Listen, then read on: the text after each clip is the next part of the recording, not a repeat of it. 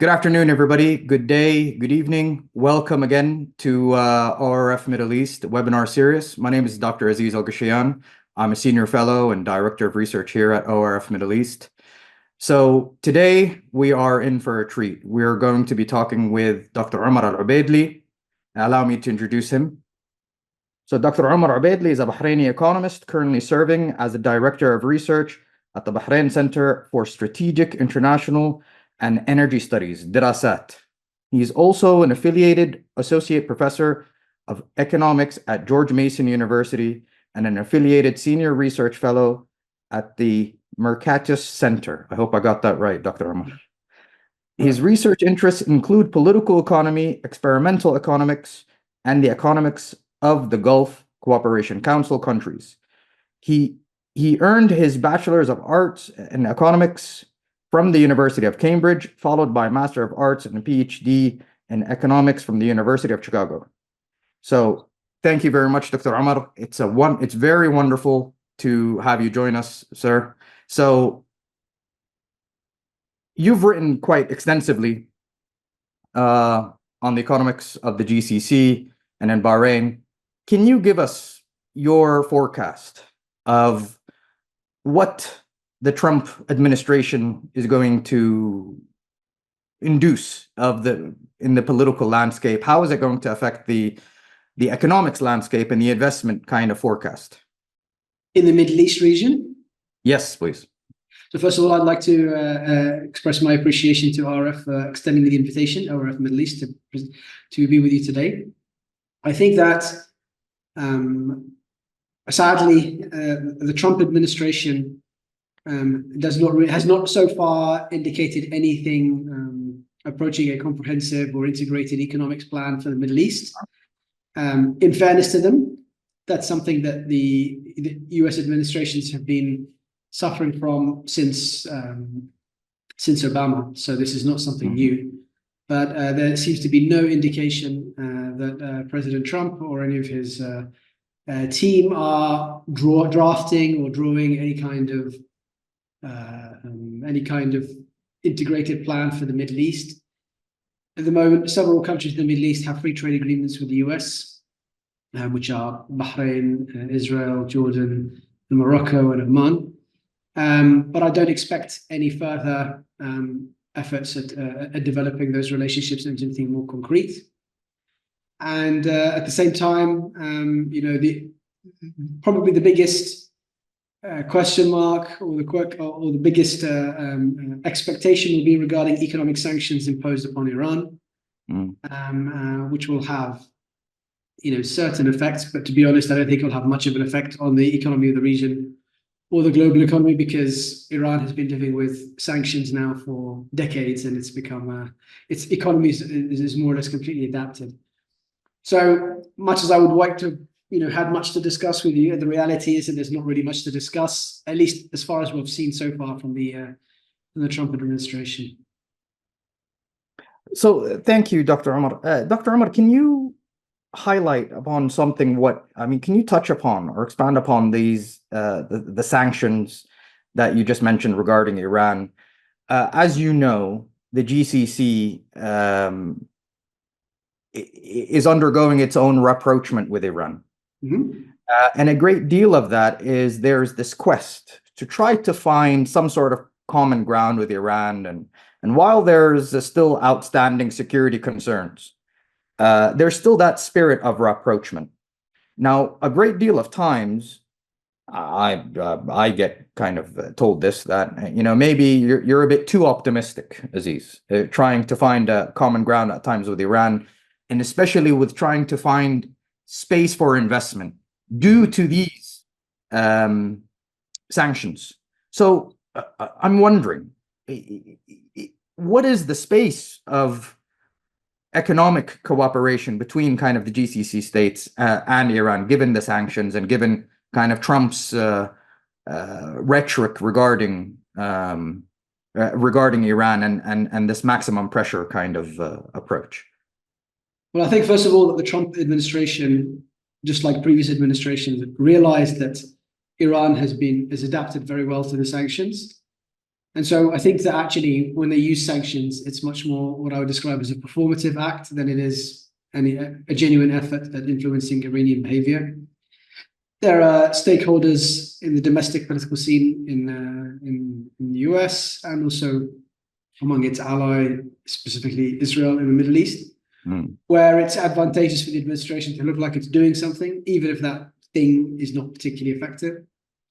So what I expect is that the imposition of these sanctions will be largely inconsequential, not just for Iran, but also for GCC pretensions for investing in Iran or developing their relations with Iran, because there's so many ways around these different sanctions that and this is not a big slice of the global economic pie either from the perspective of the US, so it's not worth taking a stand or drawing a line in the sand, because really it's much more about, as I say, appearing to be doing something than it is actually doing something of note.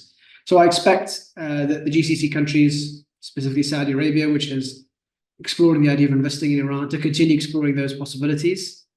How quickly these things advance remains to be seen. But I don't expect the prospect of sanctions to influence that calculus too much.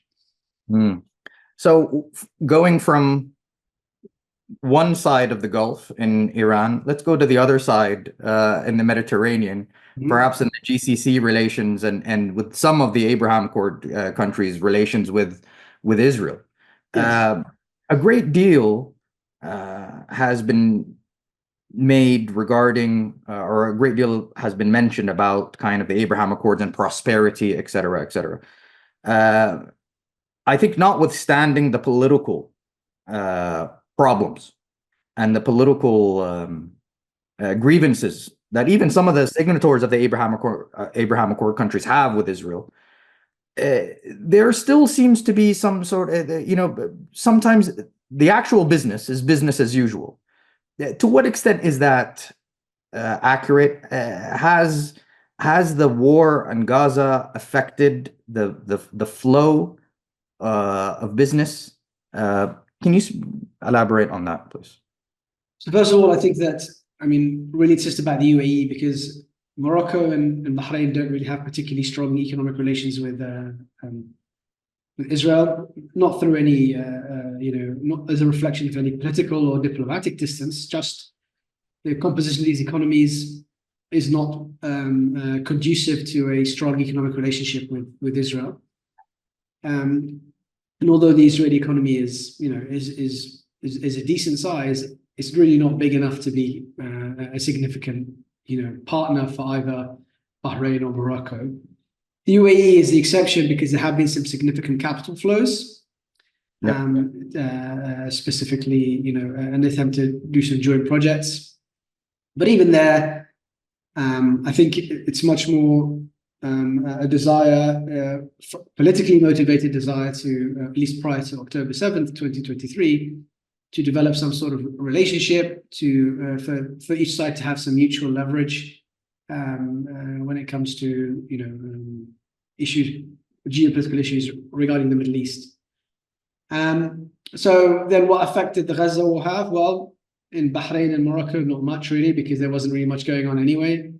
But in the case of UAE, maybe, slowed down a little bit. But even then, we're not talking about, massive relations. And again, the UAE economy and Israeli economy are not natural partners. You see the kind of things that the UAE exports, kind of thing that doesn't really match the profile of what Israel imports, and vice versa.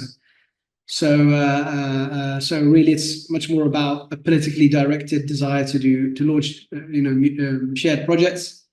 I think there's some interesting stuff going on in energy.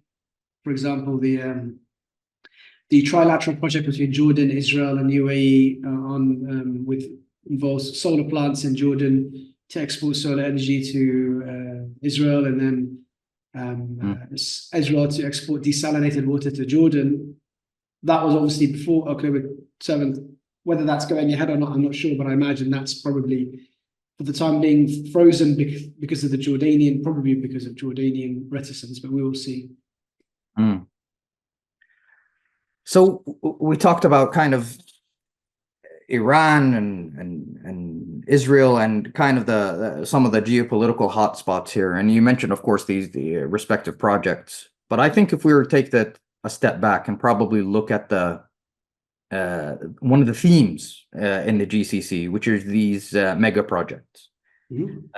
And you know, these mega projects, I think when it comes to Saudi, time and again, they've mentioned it rather consistently that geopolitical tensions are never good for these mega projects. Saudi's obviously trying to attract foreign direct investment. So I think I'll ask two questions here. How do these states and these projects adapt to geopolitical tensions? And secondly, what is the outlook? Will it continue? Will it continue with the pace that it was going? Again, forecasting it if you can. Yeah. So if we take NEOM's an interesting case because at the time when NEOM was conceived, the Red Sea was considered very much the calmer of the two seas straddling Saudi Arabia. And the Arabian Gulf side, the Straits of Hormuz, was considered the relatively, combustible side, and that's one of the reasons. I'm not going to say it's anything, but I'm sure was one of the reasons that made Saudi Arabia keen on developing what it regarded to be this mega project, what it regarded to be the quieter side. But then since the Houthis have been disrupting, shipping through Bab al-Mandab, it's become arguably the bigger hotspot of the two.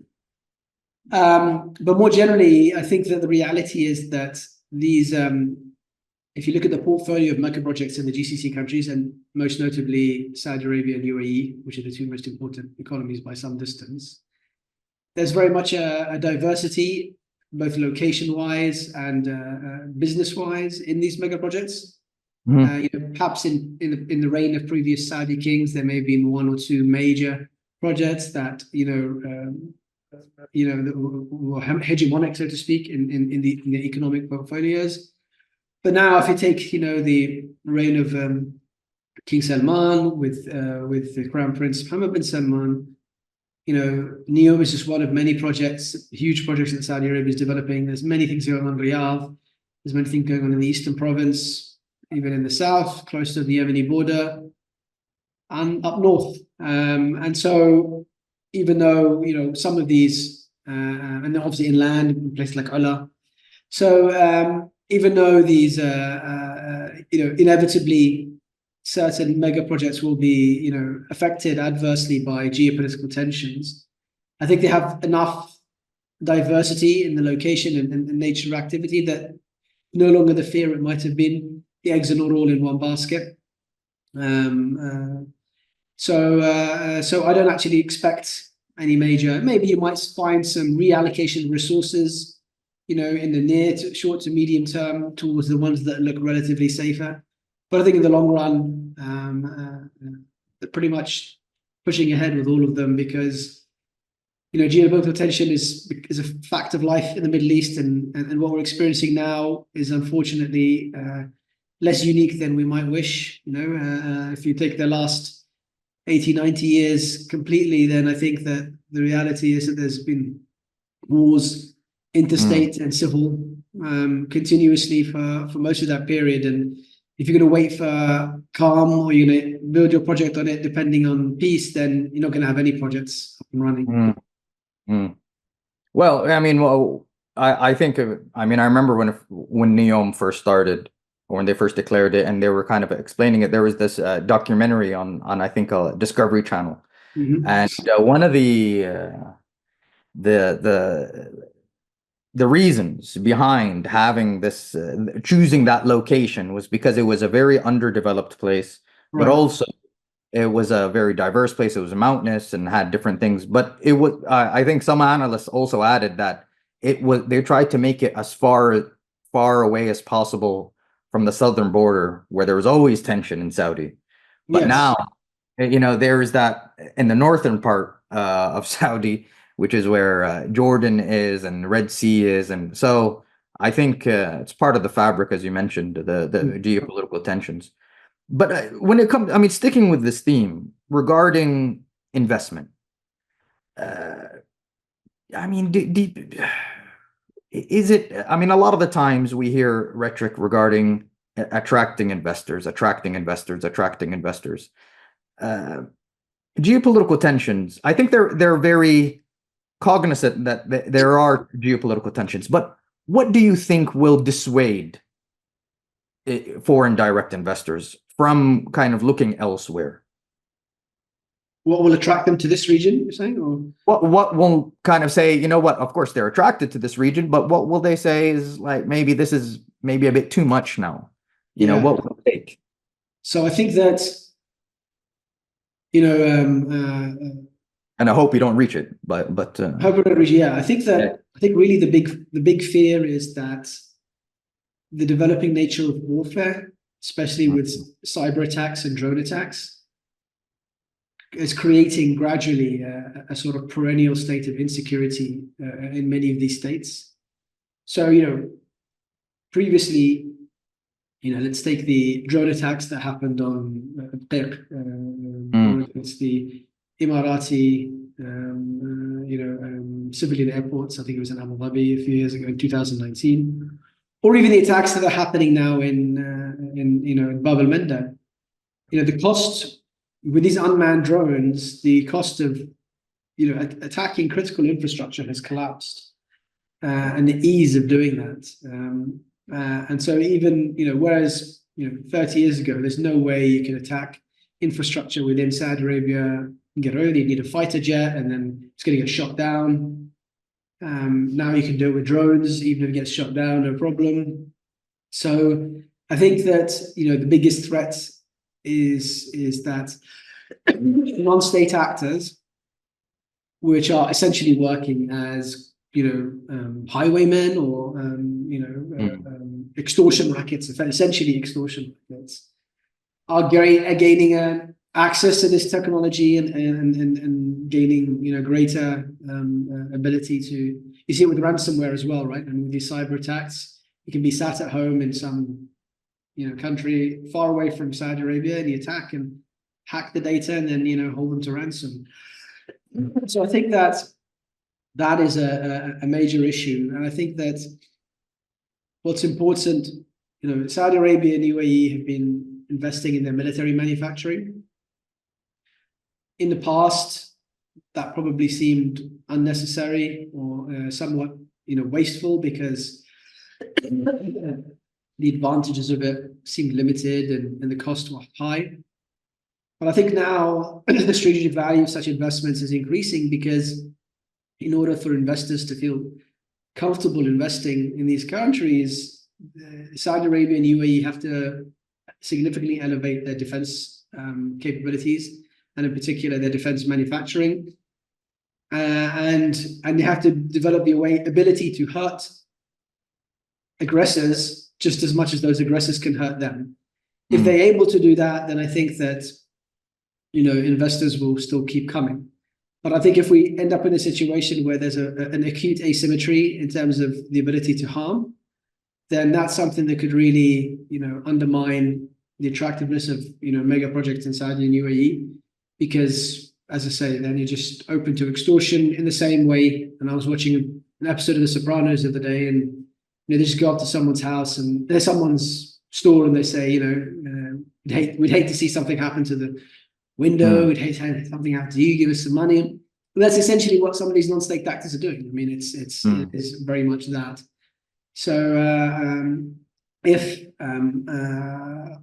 these enhanced defense capabilities of Saudi Arabia and the UAE materialize, then I think the future is good. Yeah. You see, well, I can't help but notice, or can't help but think that perhaps this is the Houthi rebels are always the ones that are always highlighting that, you know, airports are something that we could target, this infrastructure we could target. So, I mean, just a few months ago, there was this escalation and tension on the Saudi border with the Houthis. It was about the SWIFT at the Swift code, there was this banking situation, and then all of a sudden it was resolved or at least postponed. But you're right. I mean, I think a lot of the times it's about deterrence, and it's about investment in diversification of where to put these different places and how to adapt. But also, I think the point that you mentioned, which is the arms industry that Saudi Arabia and the UAE are investing in. And you also mentioned asymmetry. And I think when it comes to the GCC in general, there's always this approach of you responding to these threats within there's always an asymmetric technical advantage. And a great deal of that is through Western technology. Now, with this push of diversification of arms manufacturing and the boost to industrialize or domesticate or nationalize these arms industries, do you think that this perhaps can come at the cost of that asymmetric or that technical advantage that these states have to meeting these different threats? So very briefly, just to add, you mentioned the Houthi case. Obviously, the Houthis are the most salient example of this sort of garden variety extortion, but you also had at the Syrian border the Captagon drugs flowing through, and that was again garden variety extortion, whereby the Saudi government was having to, curry favor with Bashar al-Assad in exchange for decreasing the flow of drugs into Saudi Arabia. So, and Bashar al-Assad's government was, turning a blind eye, perhaps even encouraging the production of Captagon and having it smuggled into Saudi Arabia as a very crude way of generating a revenue stream. But then, yes, going back to your question regarding the asymmetry, what we have to realize is that, attacking critical infrastructure used to be very difficult. If I wanted to attack something in, God forbid, in Riyadh, it would be out of the question, even if people wanted to do it. Now, with these new technologies, and it's not just Western technologies. I mean, Iran has developed, very impressive drones. China has developed very impressive drones. Turkey has impressive drones. So there's multiple manufacturers, and these drones have been used extensively in a variety of conflicts, whether it's Ukraine, the Syrian revolution that happened, a few weeks ago. You saw it in the Armenian Azeri war a couple of years ago. So at the moment, the balance is in favor of the aggressor. These things come in the ebbs and flows. At the moment, as this drone technology has advanced, it seems to be in favor of the aggressor, which is putting countries that are rich on the back heel, like Saudi Arabia and the UAE. But the reality is that once you have this imbalance, that motivates, that generates a big incentive to develop countermeasures. And I think what we'll find in the next 5 years, whether it's electronic jamming or who knows what the technology will be, but I think what we'll discover is that countries like Saudi Arabia, UAE, and others, West and East, will develop more effective countermeasures to these drones to neutralize the threat, and we'll see the balance shifting back. Because this kind of cheap, or the ease with which these aggressors can extort peaceful countries is worrying, and it's not something which I think is sustainable. I think that every weapon in the history of warfare had its day, and then some countermeasure was developed. So at the moment, drones are king, but give it a few years and we'll see something else. That's not gonna happen. You see, so I think maybe on a more economic focused angle to the industrialization of arms manufacturing, or the defense kind of manufacturing. So what role do you think they will play? I mean, obviously, it's good for it's creating a space for jobs.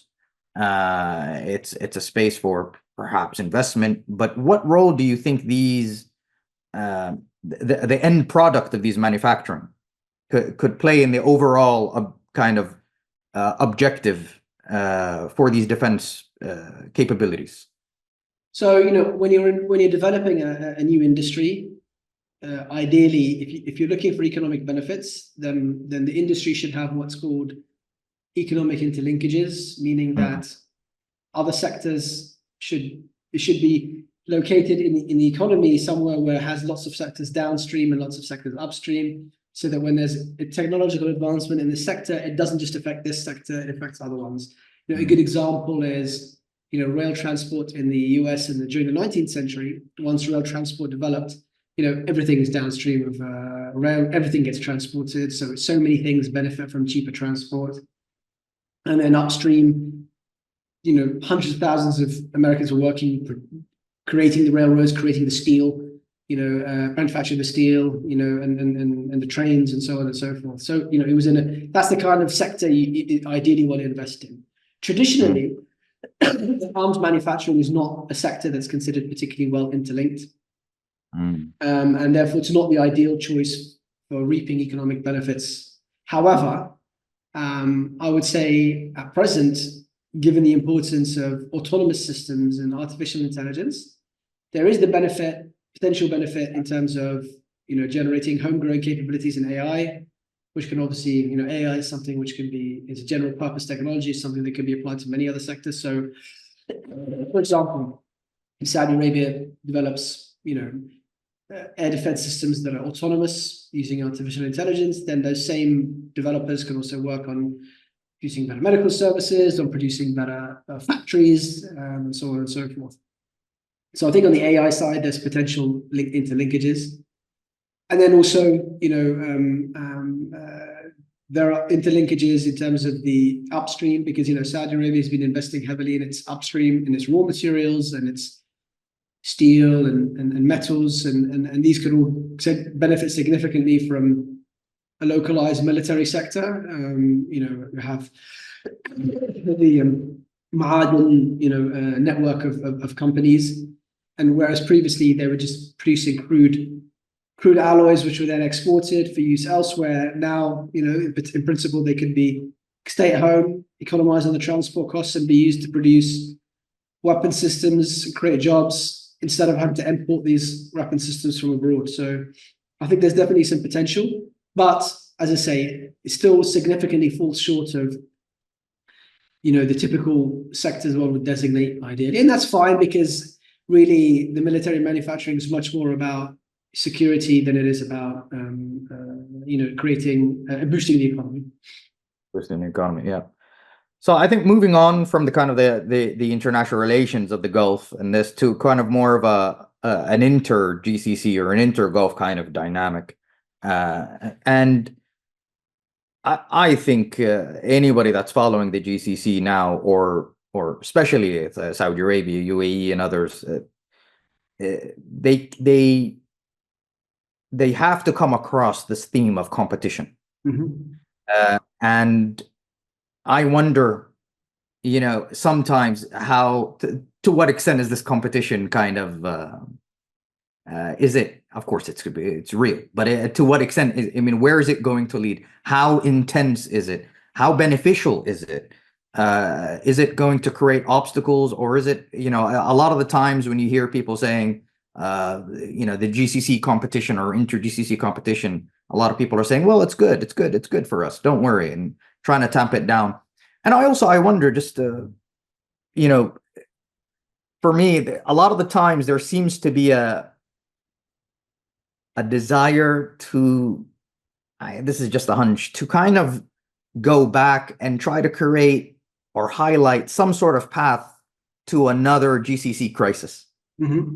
You see what I'm saying? Is that a lot of the times it's like, oh, there's something happening here. There's a disagreement here. Are we on the cusp of a GCC crisis? So, I just wonder, the GCC, the inter-GCC competition, which is clear. To what to what extent does it create a good environment for foreign direct investors? How intense is it, etc.? So first of all, I'd say that the competition is overblown. There's a lot of analysts outside the region. It's really the only people talking about are people outside the region, really, whose business model really for is create manufacturing crises in the GCC, and then selling their expertise, whether it's to the GCC governments or otherwise. I think that the reality on the ground, why do countries like Saudi Arabia and UAE spend so much on defense? It's not because of each other. Saudi Arabia is not a threat to UAE. UAE is not a threat to them. And although these economies are decently sized, they're nothing compared to the global economy, and the global economy is huge. So really, there's massive room for the UAE to develop and for the Saudi Arabia to develop without bumping into each other and having to share. So I think it's massively overblown. I grew up in the in the UK and was part of the EU at the time, and there's nothing wrong with Germany. It was Frankfurt, Paris, and London competing for the role of capital, financial capital of the EU. Totally normal. I lived in the US for 11 years. There's nothing wrong with New York and San Francisco competing within the US for the title of most important tech hub. Yeah. So, and on the contrary, I think that this competition has, generally speaking, led to massive improvements in policy in both countries. You see they copy each other in a good way when they see something good. The rate at which these good policies transmit across the region is higher now that they, are alert to the mindset is, how can I learn? How can I compete? So I see it very much as being a positive. Yeah, every now and then you get, some friction, but it's nowhere near the level that I would call worrying. And on the contrary, I think that overall the competition is something that is contributing to a much better quality of life for people in all the countries of the GCC. And you can see that in the reforms. If you just take something like legal reforms, how effective the courts are, how rapid they deliver judgments, how well they protect property rights.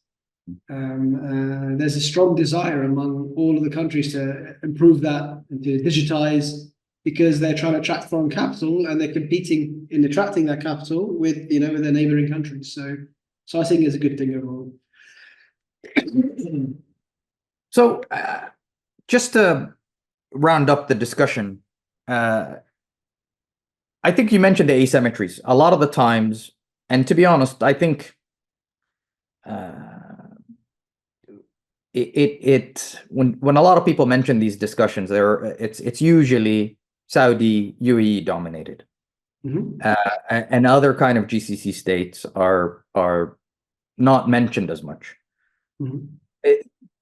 What do you think is perhaps the processes to reduce that asymmetry?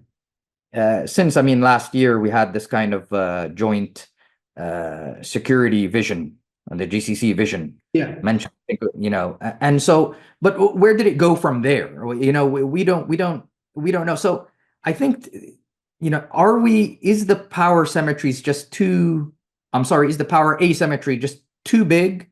What are the ways to bridge these gaps? And so you could give us a good policy recommendation here, brought to you by ORF Middle East here, and just tell us how how can we make this more synergetic and within the GCC. So I think, traditionally the GCC countries have relied on external security guarantors, whether it's the British or the Americans more recently. And I think that worked fine for a while, but at the moment, the US is not willing to provide these services in the way that they used to, the US. And so really, the GCC countries need to learn from the example of Israel. Israel is obviously, there are arguments, question marks over whether the hostility that Israel faces is self-inflicted because of its actions, but setting that aside, the reality is that it's surrounded by states that it is not on good terms with. And it took a decision at its inception, in 48, which has held since then, to place a high priority on its ability to defend itself, whether it's in terms of military personnel or in terms of the weapons technology. And I think the GCC countries have to realize, that now they're kind of courting China as a sort of, quote unquote replacement for the US, but this is not really a service that China provides. And attractive as that may be as a sort of way of maintaining the status quo, I don't think it's going to work. The only thing that's going to work is for the GCC countries to learn to develop their military capabilities and to be far more effective at self-defense. They're obviously taking steps in that regard, but they need to do more. I think they're aware of that. And until they're, there's, in the case of Israel, I go back to them again, there's many things you can criticize about Israel, but you have to applaud them for having a very effective arms industry and a very effective military. It's one of the most effective militaries in the world. And until the GCC countries develop comparably effective militaries, they're going to be, exposing themselves to these kind of threats, and nobody extorts Israel in the same way that the GCC countries often get threatened. And the reason is that Israel has the ability to strike decisively. So I think that should be the focus. And whether that happens, personally, as a GCC citizen, I prefer that to happen at the GCC level, coordinated. But even if it doesn't happen in a coordinated way, if each country works on its own, that's fine. It just needs to be the case that each country can defend itself effectively. Now, in the case of Qatar, Kuwait, and Bahrain, even effective militaries are not going to be enough to counter the threats of, large neighboring countries. So they're always going to have to depend on, partnerships to maintain their security. But in the case of Saudi Arabia, the UAE, and Oman, I think they can do a lot in terms of neutralizing threats by having very effective armed forces. As the US continues withdrawing from the region, the need to do that will be more and more acute. So, Dr. Omar, just a final word to help us conclude. Then tell us, where do we go from here? What are the things and themes to look out for in 2025? We just started. We started with a big bang. Yeah. So just So I think that, it's very important that the war in Gaza, the ceasefires hold, and that, de-escalatory steps are taken. I think that regardless of their differences, the GCC countries, both on the foreign policy and security fronts, need to increase their levels of cooperation, because they have to realize that their interests are much more aligned than they might imagine, and their threats are much more common than they might imagine. And here, the examples of the EU are instructive. So I think that greater defense cooperation, greater security cooperation, and then if they coordinate financially as well in terms of foreign aid, they can have a profoundly positive influence on the conflicts that are happening all across the region, whether it's in Syria or Gaza or Sudan. And if they can get that right, then I think that 2025 can be a very positive year. A very positive year. Let's hope so. Dr. Omar, thank you very much for joining us. It's such a pleasure to have one of the top scholars from the GCC, from Bahrain, of course, to share your wisdom with us. It's a real pleasure. Let's hope for a more prosperous 2025. And we look forward to having you again here. Thank you very much. Thank you so much for having me. It's a pleasure.